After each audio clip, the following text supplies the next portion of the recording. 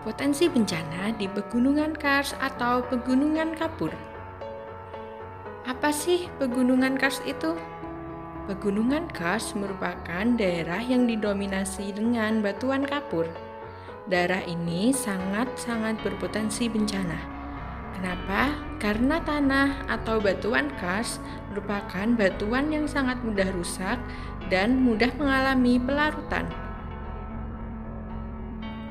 Potensi bencana yang pertama yaitu bencana gempa bumi.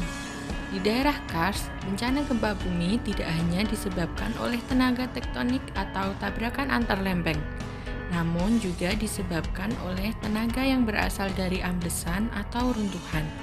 Biasanya, gempa bumi amblesan atau runtuhan ini disebabkan karena adanya gua yang runtuh sehingga menyebabkan getaran di sekitarnya. Potensi bencana yang kedua yaitu bencana tanah longsor. Tanah longsor di daerah Kars biasanya terjadi ketika musim hujan.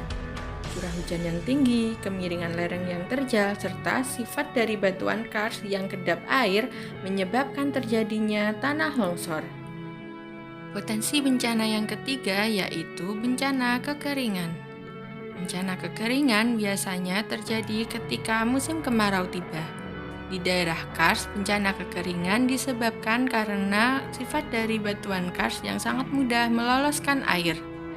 Ketika musim hujan, air yang ada di permukaan langsung lolos ke dalam gua bawah tanah, sehingga tidak menyisakan air ketika musim kemarau.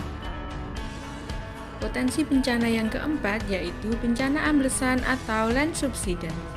Bencana ini disebabkan karena adanya aliran air dalam tanah yang dapat melarutkan atau mengikis batuan di dalam tanah.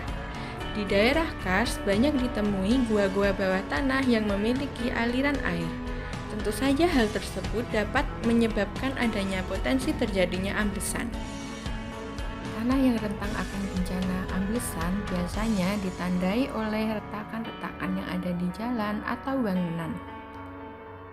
4 bencana tadi merupakan potensi bencana di daerah Kars.